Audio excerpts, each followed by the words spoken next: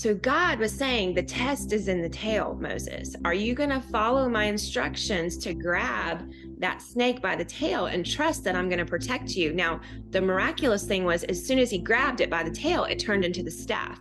And then he finds himself at the Red Sea holding the staff, holding the test from God. And so we have a staff in our hand today, and his name is Jesus Christ. And he died so that we would have the power and the authority to be able to stand and look at the darkness in our life and say, I don't know how this is going to go right now, but I know that my God is with me and my God is for me. And by his authority and by his power, I take hold of this situation right now. And I raise my staff in obedience, and I'm marching through this Red Sea, and somehow God is going to part it.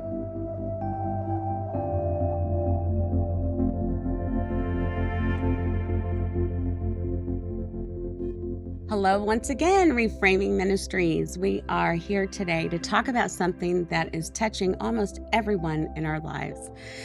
It's called transition, and it's a season in life when you feel lost or stuck or challenged, wondering, did I miss the turn somewhere? What am I doing? What do I want to be doing? My guest today has written a book that will help you navigate that season. The book is titled Your New Now, Finding Strength and Wisdom When You Feel Stuck Where You Are. How many of us do feel stuck a lot of the time? So Nicki Koziarz is with us today. Your book is fantastic. Thank you so much for writing, and thank you for being with me. Oh my goodness. Thank you for having me. What an honor and a joy this is to get to be part of this today. Well, I loved this book. In fact, this book also has a reference to your site where you can take a short, like 3 or 4 question quiz on what season of transition you're in. And you identified 4 in this book. So my husband and I did that last night. I'll tell you, we did. It was really good. Excited. But you did identify 4 specific seasons. How did you come to that, and what are they? Yes. So one of the things that I really like to do as a communicator is to study the Bible, not through the lens of like, how do I fit into this story, but what can this story really teach me about my life and about God? And so when I was studying the life of Moses, I really saw that he was someone who went through multiple transitions in his life. Probably other than Jesus, there's no one else that we could study in the scriptures who went through so much his entire life. And it's all there for us to unpack. And so I identified these 4 seasons based on his life. Now, here's the deal. They all fit into our lives today. And that's one of the reasons I love the Bible, because it's so relevant to where we are today. So the 4 transition seasons are this. The first one is development. The second one is separation. And then the third one is cultivation. And the fourth one is finished. Now, how does that relate to Moses? Because I love the tie-in. I love the story, the life of Moses, because it is so diverse and it covers all areas of life that we will go through. But that correlation that you made, tell me what that was like. Yeah. So when I was studying Moses, I think a lot of us can identify with Moses for the doubt issues, right? The God, you're crazy. I'm not doing this assignment. No, thank you. Find someone else. We also can identify with Moses because he struggled in leadership. And so whenever we're leading a family or leading our friends or leading, in work environments, we can identify with him that way. But one of the things I really loved about studying Moses was that I saw that sometimes he transitioned really well, right? And that's the thing I don't think we talk about a lot in the church community, especially. But there were also times he did not transition well, like when he killed the Egyptian. So there's some really powerful lessons we can learn from his process with God and apply them to our own. Yeah, absolutely. Now, as we look at the 4 different seasons, you started with season of development, and you say, no matter if your childhood was really hard or really good, there are gifts God placed in you from your childhood to help you face your current battles. Talk to me about the season of development. What does that include, and how that statement fits into it? Yeah. So can I ask you a question? Yes, ma'am. Can I flip the table for a second? Yeah, you can. What is something that you played as a child? Jump rope. Okay, but like think like imaginary play. What is something that you love to play as a child? Um, like thinking about what I would be when I'm gonna grow up. Yeah, like I played teacher, I played house. Yes, Okay. yes, like nurse and teacher. Nurse and teacher. Okay. Mhm, So look at the fact that you played teacher as a mhm. child and how much that fits into what you're doing today. Absolutely. So much of our childhood does develop us into who we are today. And I asked some of my friends when I was first kind of sniffing out this message, and I asked them, I was like, what did you play as a child? And I was amazed at how many of them sent back a response that fit exactly who they are today. And so we can see that as a child, Moses was developed to become this leader. Now, it was the wrong kind of leader. He was under Pharaoh's authority and he was against his own people. That's what he was being Mhm, trained to do as a Hebrew. But we see that how Moses, even though that's kind of his upbringing, he took what he needed to take from that season and mm. applied it to the next season when he stepped into this place of the wilderness with God for 40 years. And Yes. so there are clues. There are things that whether, it was good or bad, like we all had bad experiences in our childhood. I don't think any of us are exempt from that. But there's things that we can look back on that are clues to help us to see where God is taking us into this season we're in right now, but also the next season of our life. Well, I think it's so interesting that you mentioned the season of development because as I started off with, my husband and I did take this test last night. And he is in a season of development, which you define in your book as I would guess that if you sat down with someone in that season, they are feeling stressed or confused, maybe even a little bit angry. Um, and you'd be curious to know how that place in your life actually turned out. Did it make you better or did it make you bitter? If that was a season before, and then now here we are again in a season of development. And so as we unfold what an individual is going through in a development process, what does that look like? Yes. So a lot of people struggle in this area, right? Because development can sound like a negative term. It can sound like you need to improve on something, you need to Yeah. work on something. And for sure, there are aspects where we do need to continue to grow. And I think that's the core message of the season of development is that God's not finished with you. There are Mm, things that you need to work on. And so mm, when we look at how Moses took that season of development, so he went from being raised in the palace to, having all this luxury to literally wandering around in the wilderness for 40 years. That was probably a little bit humbling for him to experience that. You think about yeah. someone, I mean, Moses was a human, right? And he was a man. Let's just be honest. He was a Yes. man. So men and their pride can be a thing sometimes, right? Um, and so for sure that was humbling for him to think, oh my gosh, where's all my servants and where's the people waiting on me? And so God really had to use that season of development in Moses's life from birth until the time that we see him standing next to that bush that was on fire, but not actually being consumed.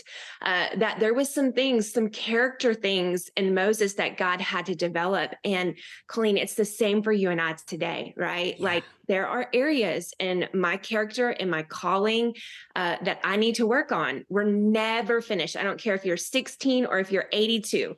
God is Mhm. not finished developing us into the person that He has created us to be.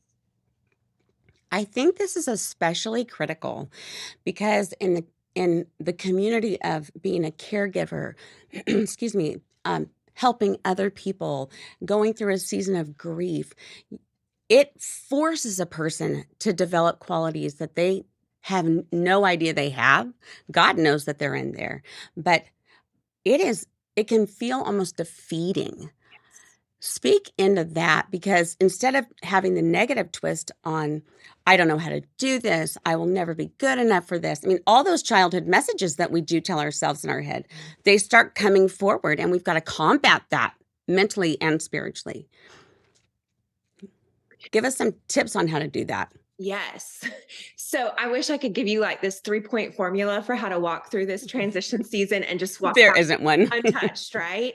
But the reality is what you just said is exactly right. We all have things in our background that have shaped us into the human being that we are today. And so I think one of the greatest things you can do in a development season is to go low before God and just say, God, Mm. if there's anything that I need to see about this process in my life, show it to me right here and right now. I share a story in the book about how I was a unit secretary for a little while when I was a little bit younger. And there was a woman that was put into a season of development at work. And it was kind of this negative aspect. And she really resisted it. And in fact, she ended up getting fired because of it. And so there are, just like Moses killing the Egyptian, there are sometimes consequences to our actions and to our process. And I have had just as many mistakes and oopses as Moses. I mean, I haven't killed anybody.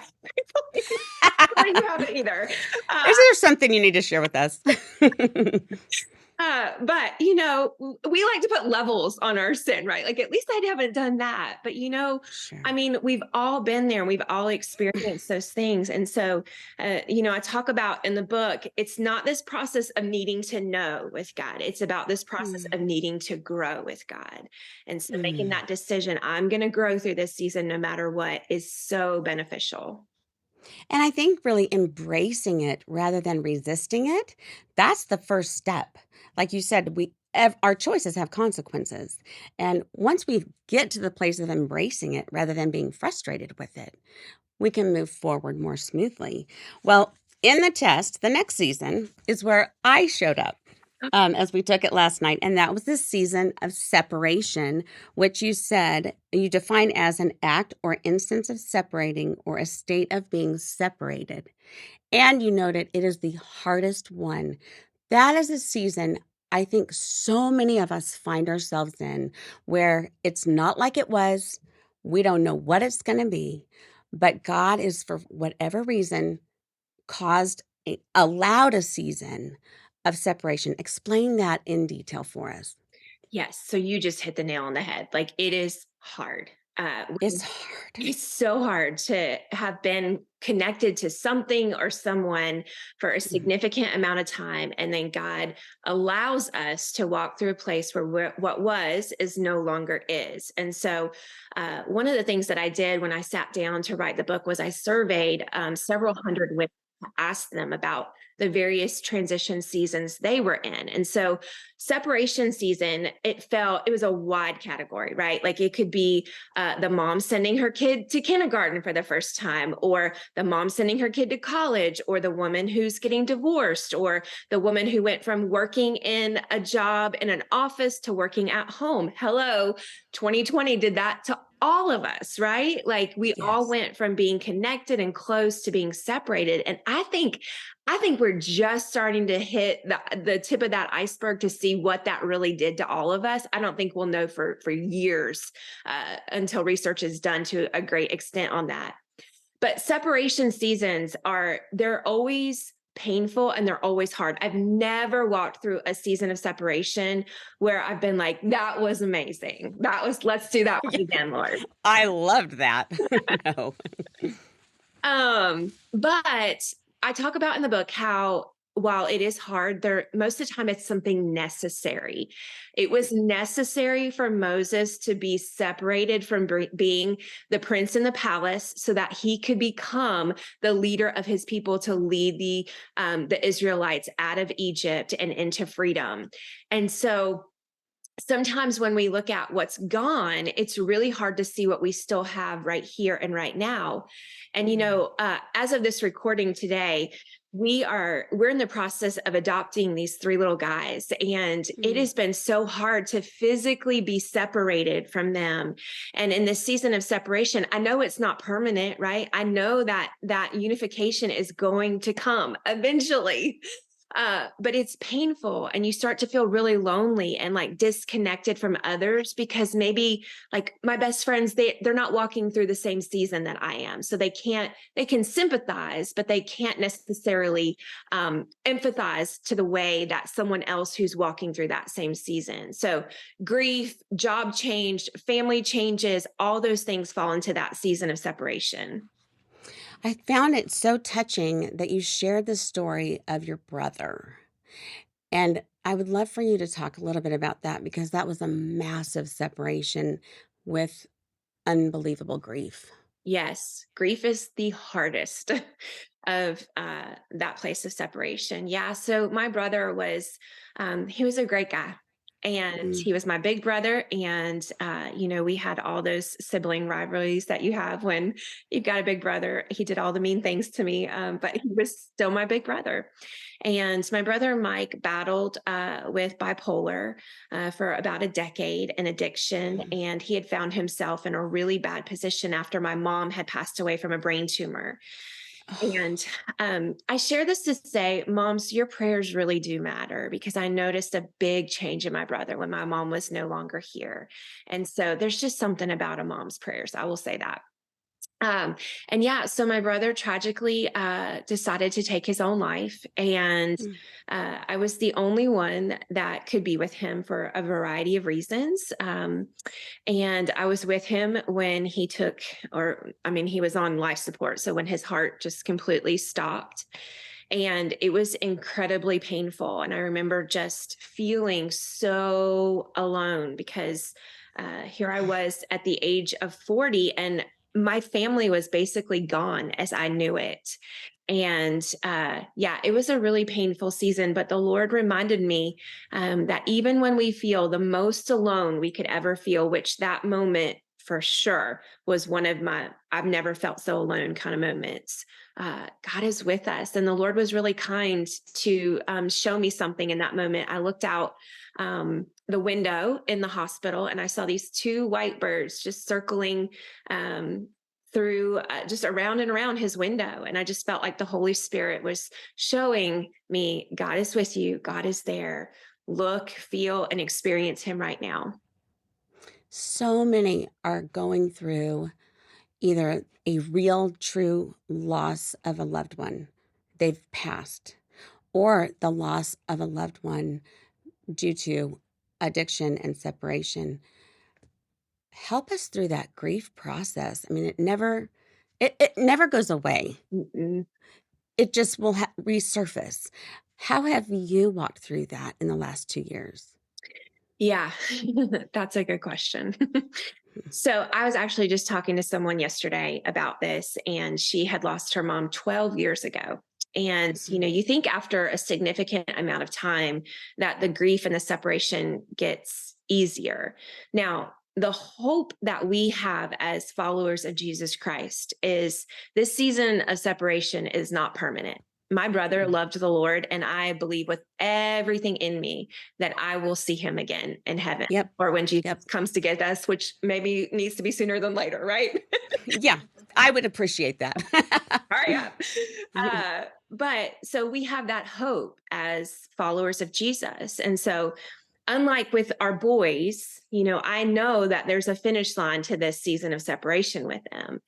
With my Mm. mom and with my brother, while I'm here on this earth, that is a permanent feeling that I will have for Yes. the rest of my life after talking Yeah. to my friend yesterday. And Mm. so, one of the things I've come to understand about grief is either you deal with your grief or your grief will deal with you. And I have someone Mm. that I love very much that has not let their grief be dealt with, and they are experiencing all kinds of anger and bitterness, and life is a mess for them. And Mm. so, it's hard to walk through that and watch someone else experience that. So, what I do is there are days when it just hits you out of nowhere. It's normally not the big holidays like Christmas or Thanksgiving. Can feel weird on those days, but normally it's like something super weird will happen and I'll think like I'll give you a great example. A couple of months ago my dad was going through a little bit of a health scare, and immediately I picked up my phone to call my brother to like get his input on what I should do. Yeah. And it's just kind of a reaction that you have, and it can hit you all over again. But we hold on to that hope that we have as followers of Jesus that is just going to be in a minute when we're all in heaven and this earth is done and it's passed away, and there will be no more tears and no more grief and no more sorrow and no more separation.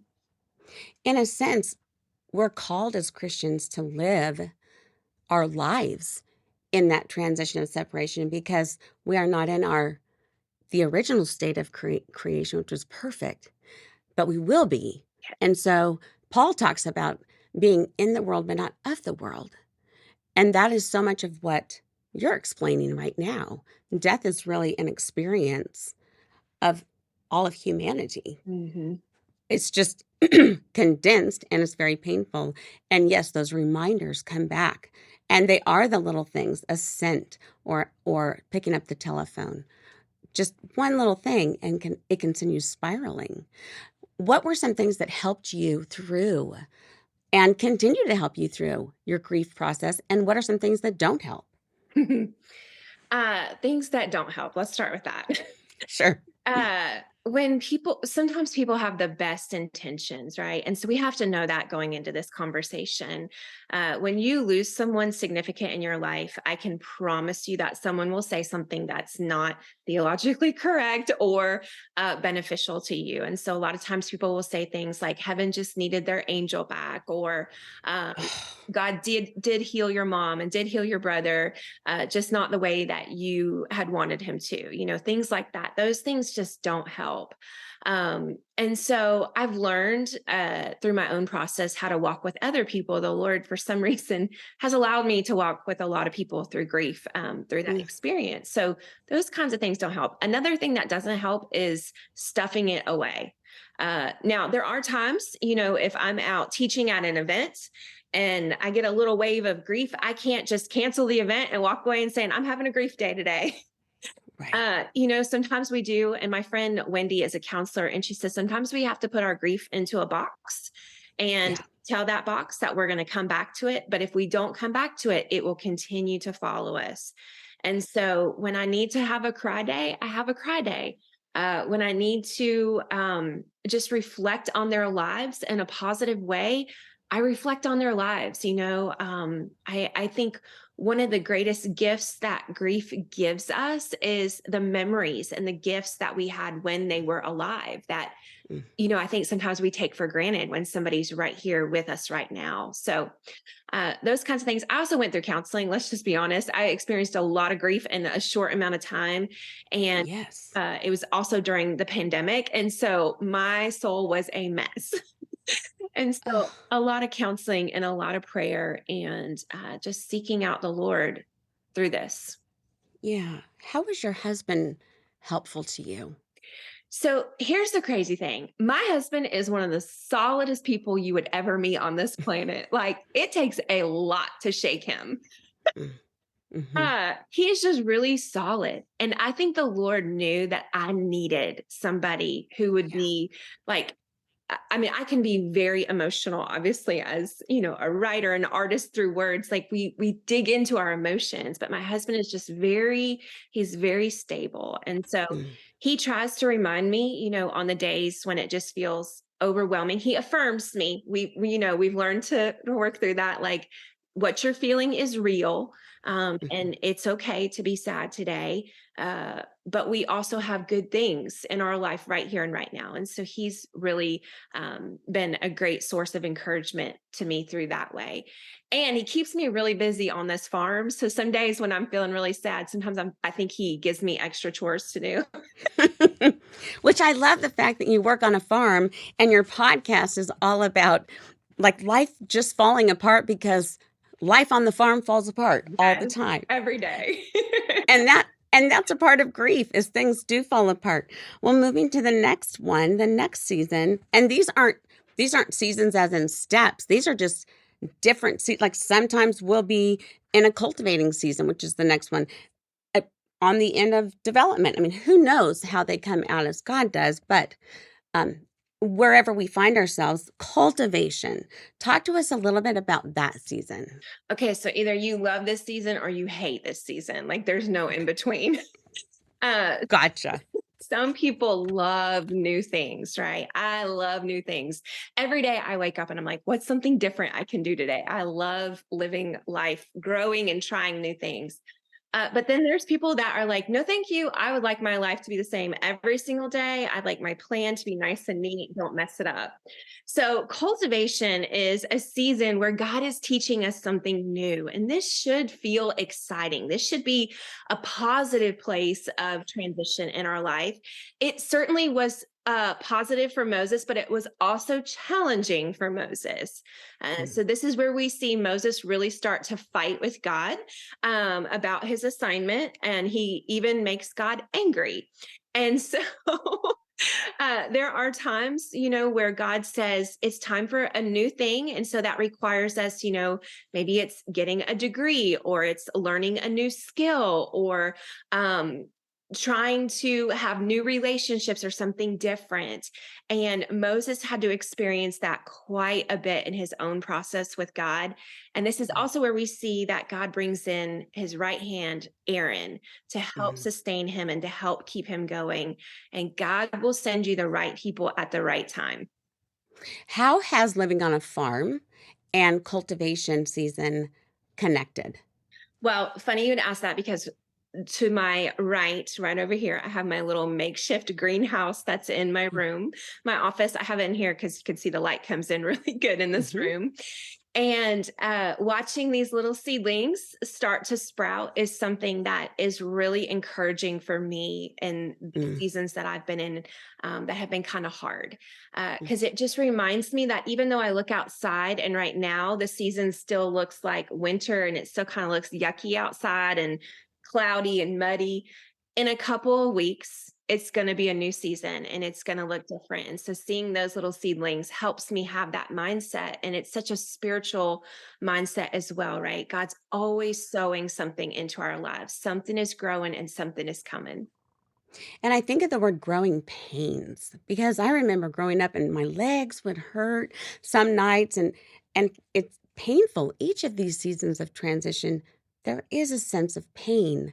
I love that you said there's intentions and then there's being intentional in this season. Talk about that as we cultivate. Yeah. So let's go back to the garden example, right? Like I could have the best intentions of having an incredible garden this summer. But if I don't do the work now to prepare for the garden, I'm not going to have one. And so there is a lot of times in seasons of cultivation, we say like, well, one day I'm going to sign up for that class, or one day I'm going to start that project, or one day I'll write that book. And one day starts to turn into someday that can turn into never day if we're not careful to hold that season really well in our lives. And so, yeah, you've got to be willing to have the plan, hold it loosely, let God, lead you through that. But take intentional steps to become the person that you feel like God's calling you to become. I love that you said there are three lessons in this season. The first is God's name offers all the credentials that we need.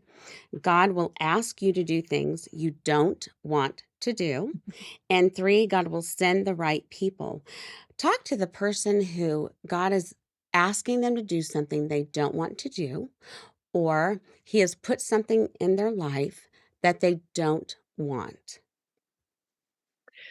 Yes, welcome to It's humanity is what I would say, right? We all have those places in our lives. I mean, I could name a dozen things that I wish were not so in this season of my life. But the thing is that like Moses, we see him resist these places. We see him make lots of excuses. And we see him continue that through his whole journey. Moses was Mhm. a man that just was constantly filled with a lot of doubt and disbelief about who he was. I don't really Interesting. see that he did wrestle with God a little bit about like, come on, Lord, like do this thing, but most of it had to do with himself. And so I think a lot of times when we're looking at something we just don't want to do in our lives, we might need to take a step back and ask why. Like, what's making us want to resist this so much? Like the other night, my husband made me sit down and do my taxes with him. I hate Oh, doing taxes. I hate that. I would rather, chop down 15 trees than do taxes.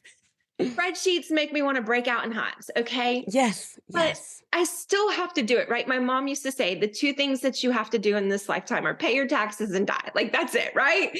And so, there's things that we just have to do in our lifetime. And sometimes God asks us to do really hard things, right? Like forgive someone or to Mm. be generous to someone or to take on a burden from someone else and to carry that burden with them to the cross.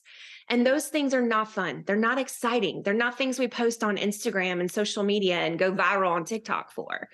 They're the behind the scenes places that I think God honors more than anything publicly we would ever do. Yep. In fact, as a caregiver and in a community of caregivers, that right there is one of the most important pieces is God honors what you are doing and nobody else will ever see it. They will never know you're doing it and you're doing it every single day, multiple times a day. And it's not going to be on Instagram. It's not going to be on TikTok. It's not going to be on Facebook because that dinner did not look that way. But God honors that. And each of these seasons, as I read through the book, I'm like, the character formation, it's about self-talk. It's about trusting God. It's about obeying God, following his lead when we have no idea where he's leading. There are the Red Sea moments where we stand and go, there is absolutely no way I can move forward. And in the last moment, God says, lift your hands, and he parts the sea. Yeah. What experience can you reflect on that felt that way to you? Well, I think where I'm at today, I'm standing at the Red Sea and Okay. I've got the staff in my hand and I'm trying to hold it up. I really am, and I think this is just a very vulnerable thing for me to say right now because I don't want anyone to think that like I wrote this book and I don't struggle with this anymore and like, I just perfectly figured out how to transition through life really well. I haven't. I struggle with this. I have to live out these seasons and recognize where I'm at every single day. And so for me personally, like what we're facing right now is it Mm. looks massive. It looks really hard. It looks really complicated. And I don't know how God's going to finish this story. I don't. Uh, and so one of the things that I love about Moses, what he teaches us is if we go back to the very beginning of his story, right?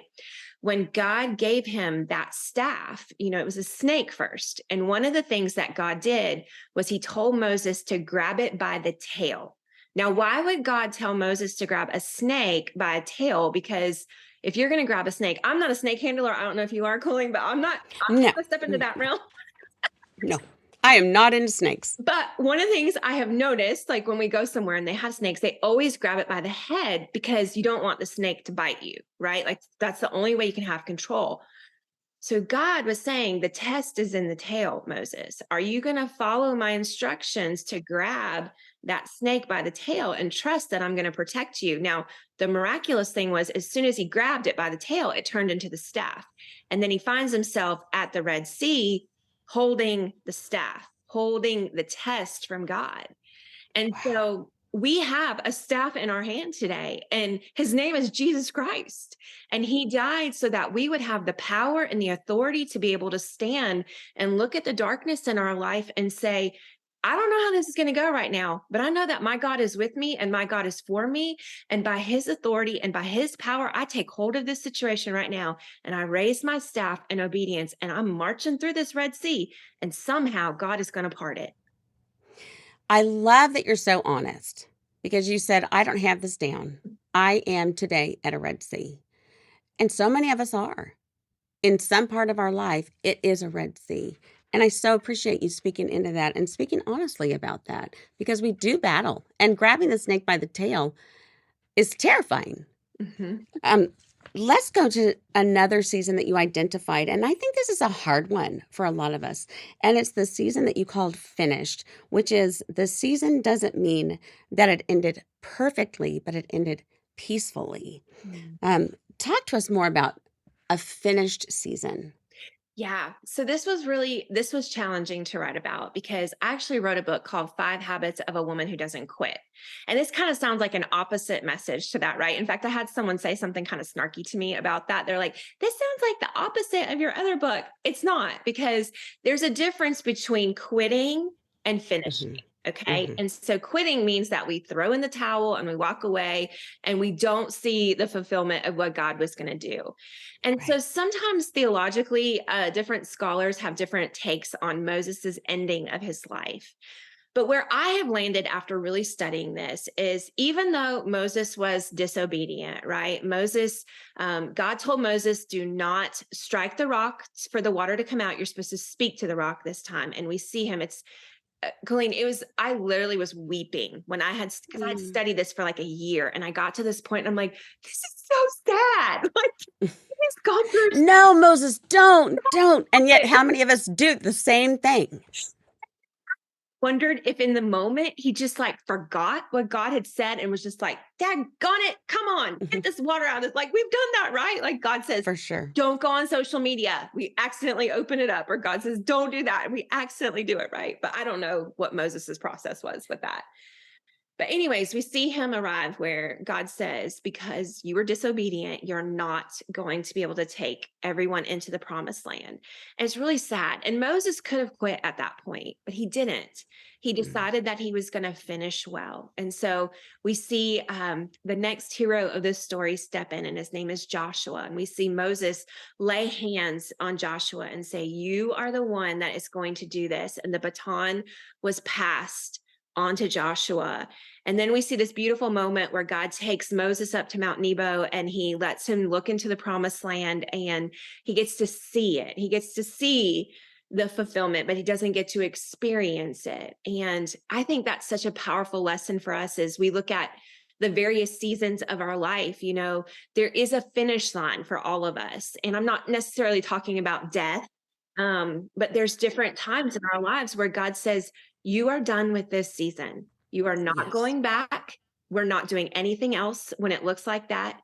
We need to finish this. You need to pass the baton so that I can take you to the next place that we need to go. And sometimes it can be that season of being finished leads us in back into separation, like the season of raising your children when they go to college, or after someone gets married. And marriage is a wonderful thing, but that's a new single life is finished. Mhm. I like that you wrote what used to make you feel free now makes you feel frustrated. Um, you find yourself doing as little as possible. There's constant conflict, easy irritation on the things that you used to love. All those indicate you're coming to a close on this one. And it's not going to be as smooth as we necessarily want it to be or like it to be, Mhm. but you've done well through it. As we come to a close, I just want to ask you about the 5 steps of finishing well. And and all of these seasons, there is no formula, there is no path. They don't come 1, 2, 3, 4, 5. Help us know how to navigate wherever we are as best we can. Yeah. So, real quickly, we'll run through the steps. The first step is failing to make plans is planning to fail. And Mhm. so, as you look at your life and the seasons that you're finishing and cultivating or whatever, you need a plan, and you need a plan with God. I talk about in the book the need to have a meeting with the CEO of your life, God, and he Mm. needs to reveal to you what this is going to look like. Yeah. And then the second thing I talk about is don't partner with thoughts that don't please God. Mm. And this is so important for us to remember that, when David said, may the meditation of my heart be pleasing to you, O Lord, we have to make that decision to stop looking back and going, it's never going to be as good as it was in that season. And God's Yeah. never going to move like that. No, we cancel that out in the name of Jesus. And we Mm. believe and declare that if God is moving us forward, there are greater things yet to come. Mm. And then I talk about the need to read more. We need to expand our minds, and reading is a great way to do that. I did not say go watch YouTube videos. That's no, we need to go back No. to a place where we are consuming content at a slower speed and just reading. So read your Bible, read books that help you understand where you're at in life right now. Then I talk about the need to give yourself daily compassion. You're human. You are not Jesus. I need Jesus just as much as you do. I am a sinner. We're all sinners, and we have to give ourselves compassion. But that compassion needs to propel us forward, not keep us stuck. And then the fifth thing that I talk about is that you don't look back more than you look ahead. So it's good, just like we were talking about with my mom, it's good and my brother to reflect on the good things that their season of life brought me, right? But it's not good to stay stuck on those places more than we look ahead and dream and believe that God has more coming for us. Your words just so remind me that we live by faith and not by sight, Yes. and also the power of our thoughts. Yes. What we think is going to determine how we act, and the choices we make they're all so powerful. Well, I love the little mini Bible studies that you put in this as well. At the end of each chapter, you have further questions, you have places to dig in. How can we find you? How can people find you and connect with your book, connect with the quiz, just get to know you better? Well, I'm ridiculously easy to find on the internet. I think I'm the only Nicki Koziarz, so I think you are too. you can just Google me. But I love to hang out on Instagram. That's my favorite place to be on social media, but I'm everywhere: Facebook, Twitter, Instagram, Pinterest, all those things. And you can also head to nikkikoziarz.com and click on freebies. And that's where we have the assessment that you can take to find out what season you are in. And we also have some other goodies for you if you buy the book. All of that is on my website, so you can check that out. Nicki, this is just wonderful. It is so needed today. And as hard as it is right now for you and for all of us in transition, I thank you for putting the time and the effort into it and studying as hard as you did. So we have words to move forward and to move forward well. Thank you. That was so kind. All right. Thank you so much for your time. And I encourage you who are watching or listening, check out Nicki Koziarz. She is adorable and has so many good things to say to encourage you. Thanks again so much. Thank you.